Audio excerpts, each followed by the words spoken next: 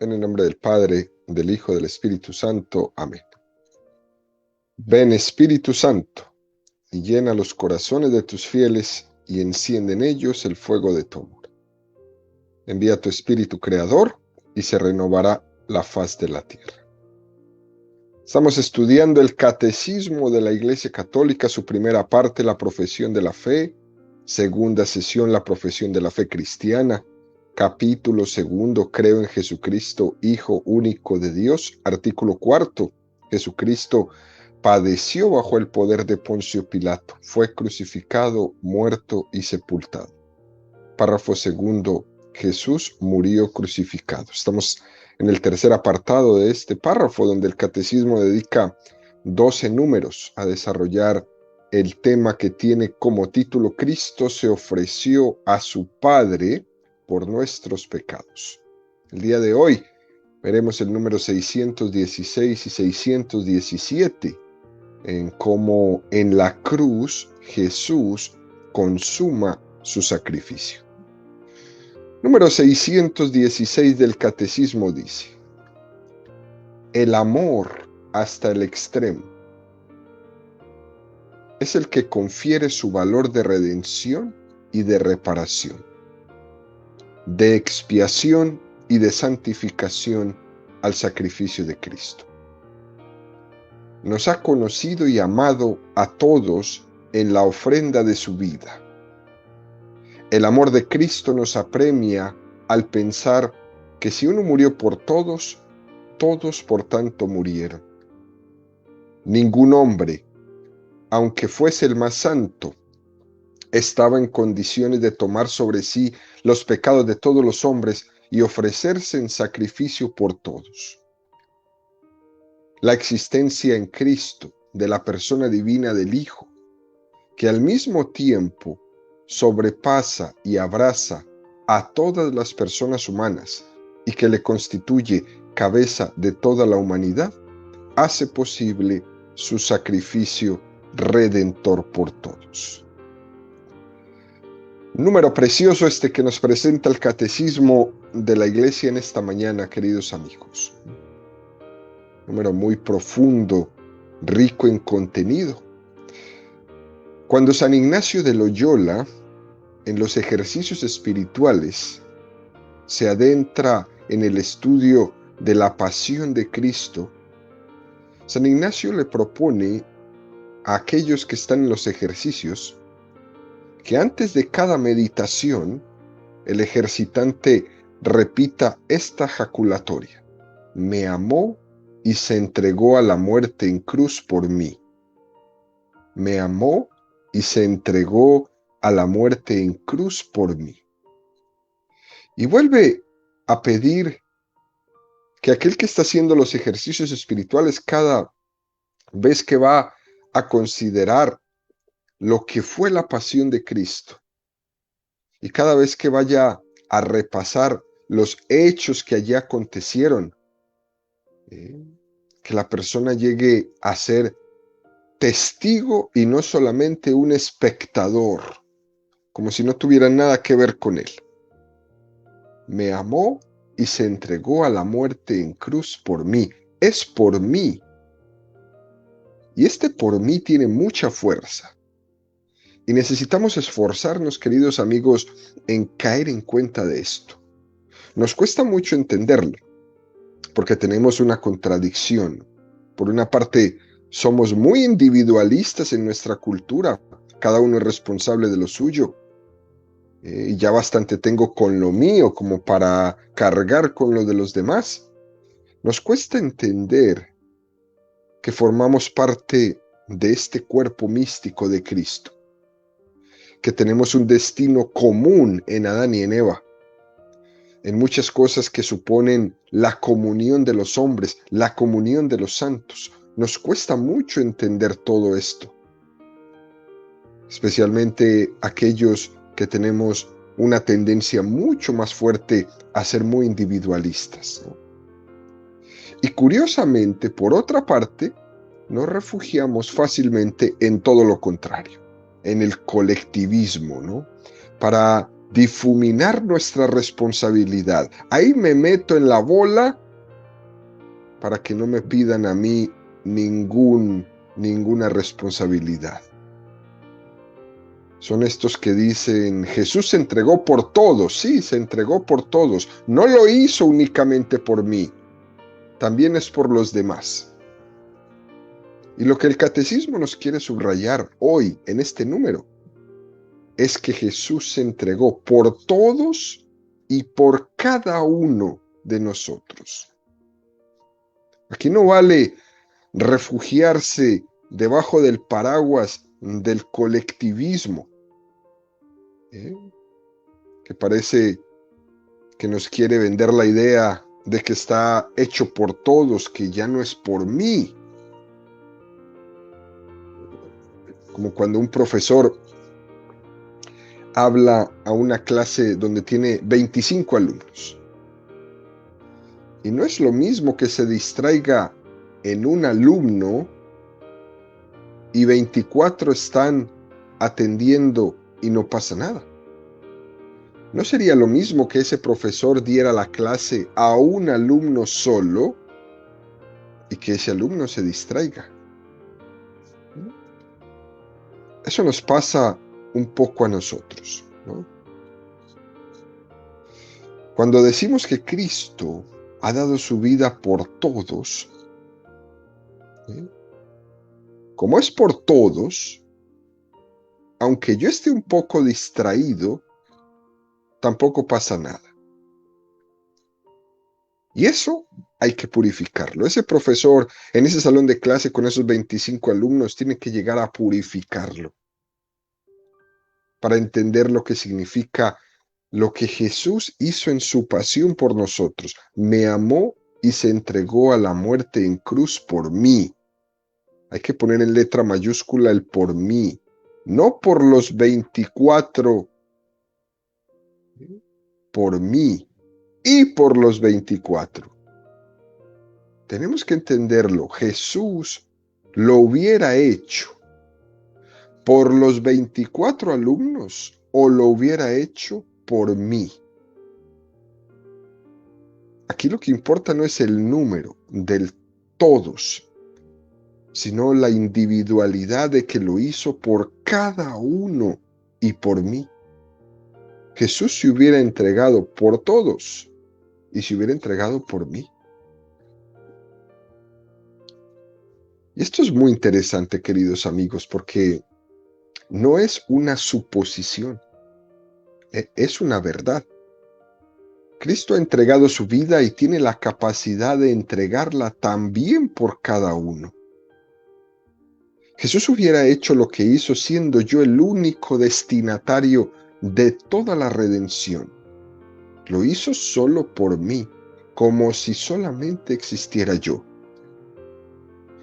Por ejemplo, una madre tiene la conciencia de que si tiene que ayudar a varios hijos, entonces tiene que dividirse, y al dividirse se limita.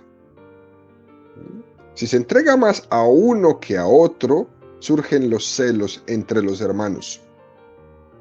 El amor humano se debilita y se limita al dividirse. Forzosamente pasa eso. Pero con Dios no es así.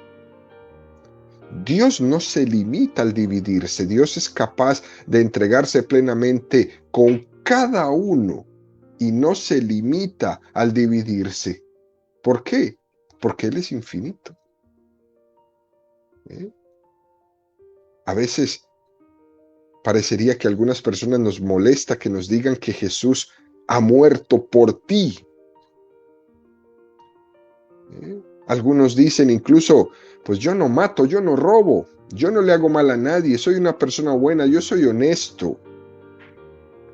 No hacía falta que Él lo hiciera por mí. Es más, yo no se lo pedí que Él lo hiciera. Yo no necesito que Él haya hecho eso. Porque nos compromete mucho escuchar que me amó y se entregó a la muerte en cruz por mí. Mejor no me lo digas, porque eso me compromete mucho. Yo no necesito de eso. Nos compromete escuchar esta entrega personal de Cristo, Gálatas 2:20, y no vivo yo, sino que es Cristo quien vive en mí. La vida que vivo al presente en la carne, la vivo en la fe del Hijo de Dios que me amó y se entregó a sí mismo por mí. Fijémonos cómo se subraya una y otra vez, se entregó a sí mismo por mí, con esa entrega personal. El catecismo en este número matiza una cosa que tiene una carga de mayor profundidad de la que podemos nosotros imaginar cuando lo dice, ¿no?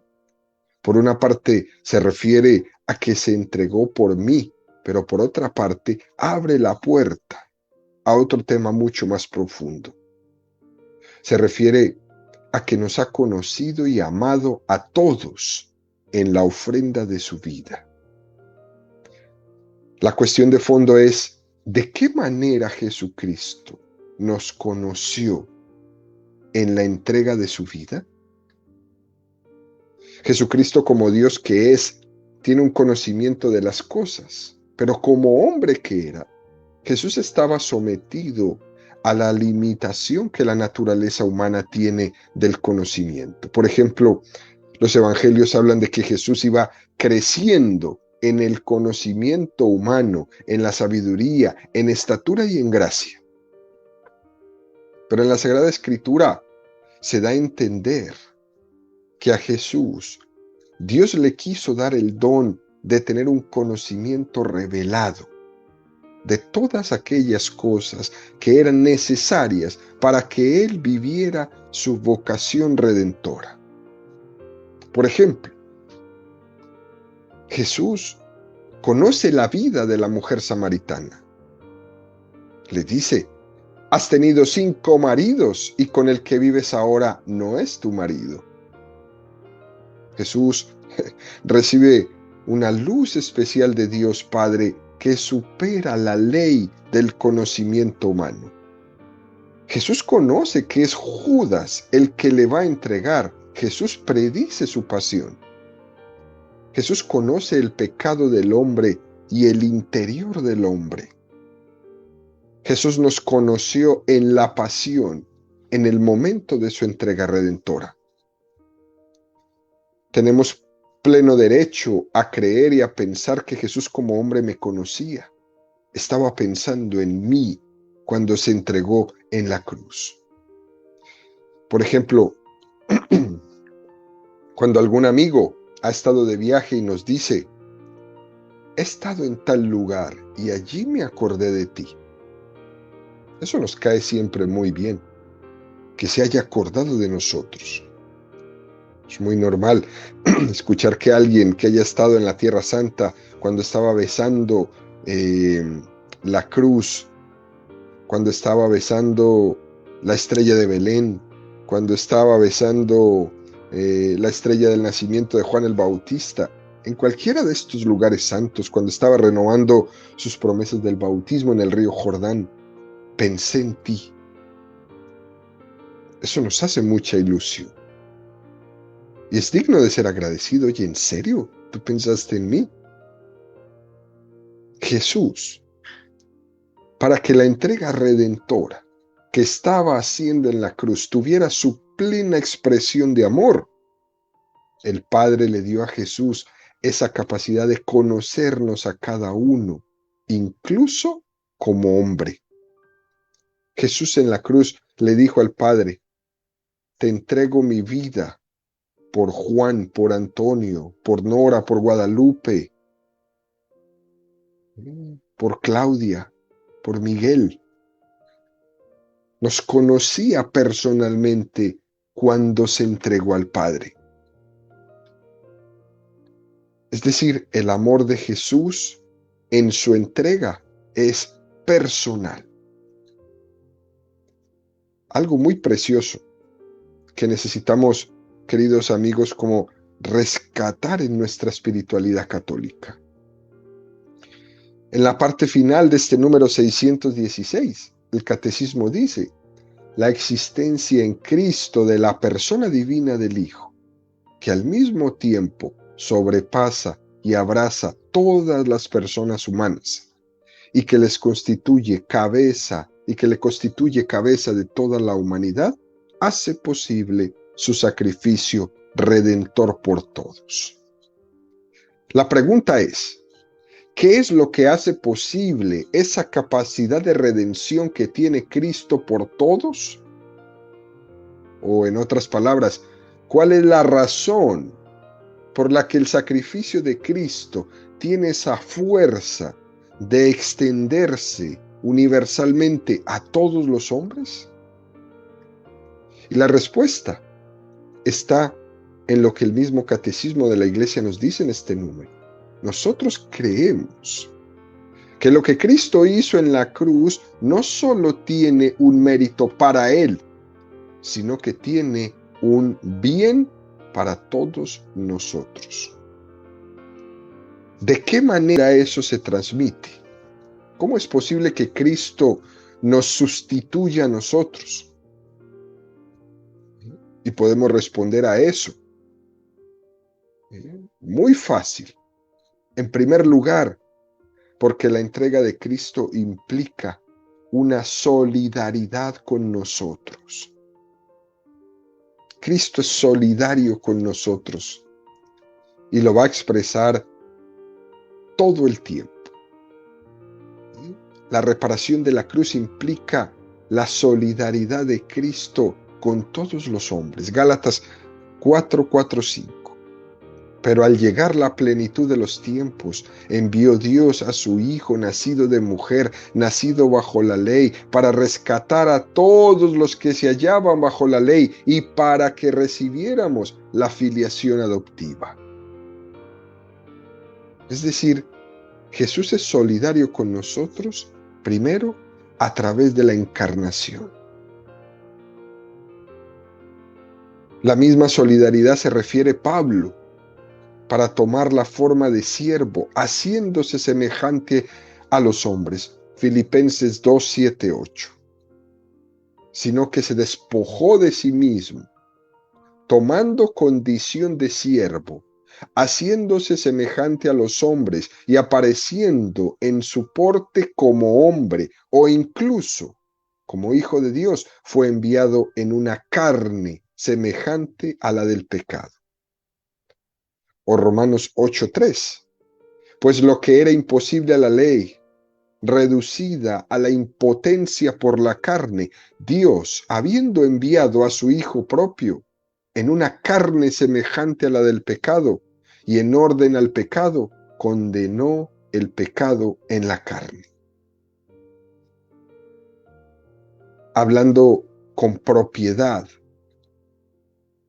la solidaridad consiste en que el Hijo de Dios se ha hecho semejante a nosotros en esta existencia humana, en la sumisión a la ley, en la debilidad de la carne, en la condición mortal. Eso es solidaridad. Esa semejanza constituye la base sobre la cual se realizará la redención. La carta a los Hebreos, de la que hemos hablado la semana pasada muchas veces. Recuerden cómo nos subraya la solidaridad que implica la encarnación del Hijo de Dios. Dice, por tanto, así como los hijos participan de la misma carne y sangre, así también participó Él de la misma carne y sangre, para aniquilar mediante la muerte al Señor de la muerte, es decir, al diablo, y libertar a cuantos por temor a la muerte estaban sometidos de por vida a la esclavitud. Muy interesante esto porque nos está diciendo que la solidaridad tiene dos aspectos. El primero, la encarnación ha sido un acto por el que Cristo se ha solidarizado con nosotros. Y segundo, la solidaridad que ha hecho posible el sacrificio redentor, que es el cumplimiento de la misión sacerdotal de Cristo. Muy interesante esto, queridos amigos, porque es como la base para poder entender cómo el sacrificio de Cristo es capaz de extender su beneficio a todos. No solo creemos que el sacrificio de Cristo sea una solidaridad con todos nosotros, es más, no solo se solidarizó, sino que nos sustituyó.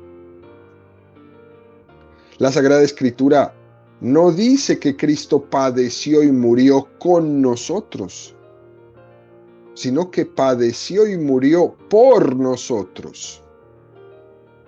Este por nosotros es mucho más importante que con nosotros. Cristo se hace solidario con nosotros de tal modo que hace recaer sobre él el peso de nuestras culpas y muere por nosotros.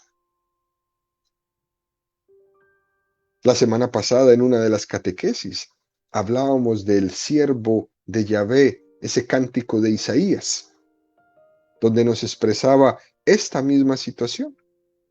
Eran nuestras dolencias las que él llevaba y nuestros dolores los que él soportaba. Él soportó el castigo que nos trae la paz. Muy precioso. Y el catecismo nos da esta explicación, la existencia en Cristo de la persona divina del Hijo, que al mismo tiempo sobrepasa y abraza a todas las personas humanas y que le constituye cabeza de toda la humanidad, hace posible su sacrificio redentor por todos. Como es la persona divina del Verbo, la segunda persona de la Santísima Trinidad, la que se ha unido a la naturaleza humana limitada, como todo lo humano. Sin embargo, al ser una persona divina, la que se ha unido a nuestra naturaleza humana, la transforma, la eleva y hace que ella pueda ser un instrumento para dar su gracia a toda la humanidad. De esto es lo que se trata. Murió por mí y por todos. Pero me interesa mucho subrayar en este momento por mí. Continúa el catecismo en el número 617 diciendo: por su sacratísima pasión en el madero de la cruz, nos mereció la justificación. Eso nos enseña el Concilio de Trento, subrayando el carácter único del sacrificio de Cristo como causa de salvación eterna. Y la Iglesia venera la cruz cantando: salve, oh cruz única esperanza. Canto precioso. Y este es un decreto del Concilio de Trento que cita el Catecismo y nos da a entender las causas de esta justificación. Fíjense qué cosa tan hermosa. Las causas de esta justificación que Jesús hace. Primera, la causa final. La causa final es la gloria de Dios y de Cristo, ciertamente, y la vida eterna. La causa eficiente, Dios misericordioso que purifica y santifica gratuitamente. La causa meritoria es su unigénito amadísimo, es nuestro Señor Jesucristo. La causa instrumental es el sacramento del bautismo. La causa formal es la justicia y la santidad de Dios. Esto es un decreto que lo prepara el Concilio de Trento y lo va desmenuzando, ¿no? En estos distintos tipos de causas de lo que hizo Cristo en la cruz. Fijémonos bien, la causa final, el para qué. ¿Para qué se entrega Jesús en la cruz? Es la gloria de Dios, es para glorificar a Dios y la vida eterna de los hombres. Para eso murió, para darnos vida eterna. Ese es el para qué. ¿Para qué Jesús murió en la cruz por nosotros? Para dar gloria al Padre y para darnos a nosotros, a ti y a mí, la vida eterna. Esa es la causa final de todo, de toda la vida de Jesucristo. ¿Cuál es la causa eficiente? ¿Qué es lo que ha obrado ahí? ¿Qué es lo que ha sucedido ahí? Es el Dios misericordioso, es decir, el amor. Lo que nos ha redimido ha sido el amor. Lo que nos ha redimido es que Cristo estaba amando y obedeciendo al Padre. Esa es la causa eficiente de la muerte de Cristo. La causa meritoria es Cristo entregando su vida. Ha hecho una satisfacción. ¿A quién? Al Padre. ¿Por qué? Por nuestros pecados.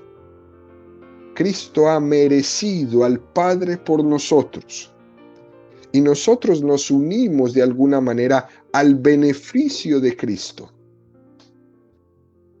Él ha hecho el mérito por nosotros. La causa instrumental es el sacramento del bautismo, el cual se aplica en nosotros instrumentalmente. A través del bautismo, el fruto de la redención de Cristo. Por eso el sacramento es la puerta al cielo nuevamente. El bautismo va a ser aquello que me regresa nuevamente mi filiación divina.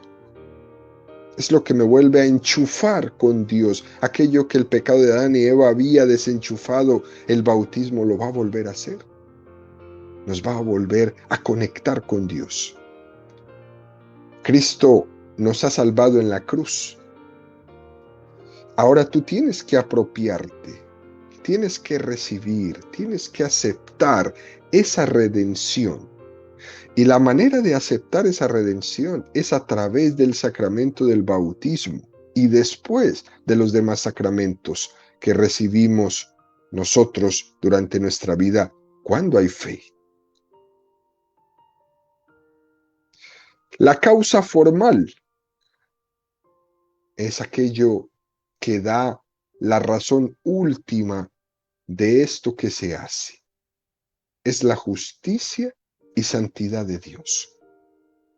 Dios que es santo y que quiere santificarnos. Qué cosa más bonita.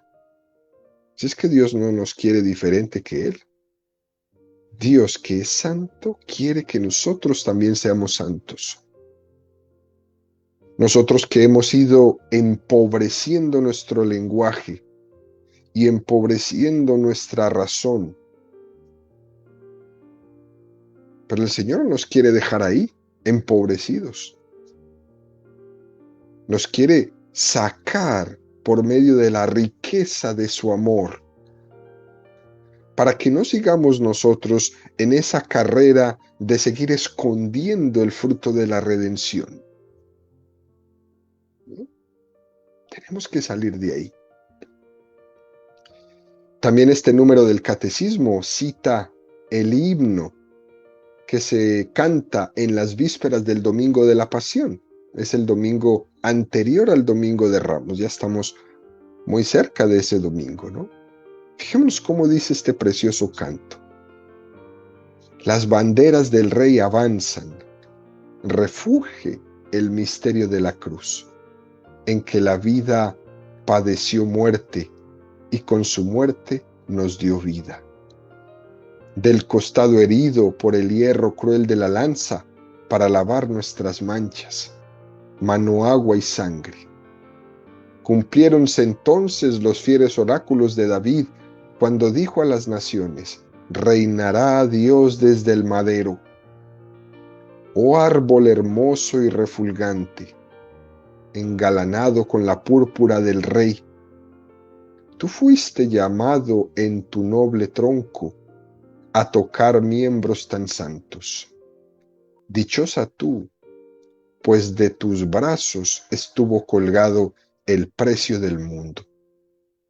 Tú eres la balanza en la que fue pesado ese cuerpo que arrebató al infierno su presa. Salve, oh cruz, única esperanza nuestra. En este tiempo de pasión, aumenta en los justos la gracia y borra los crímenes de los reos. Oh Trinidad, fuente de toda salvación, que todo espíritu te alabe. Y tú, Jesús, que nos das la victoria por la cruz, añade también tu premio. Amén. Bendito sea Dios, queridos amigos, que en esa balanza pesó más el amor de Cristo Redentor que nuestro propio pecado. Y que sea pues la reflexión de este día que nos haga agradecer por esta cruz, que nos haga unirnos a este precioso canto para seguir nosotros diciendo: salve, oh cruz, única esperanza nuestra.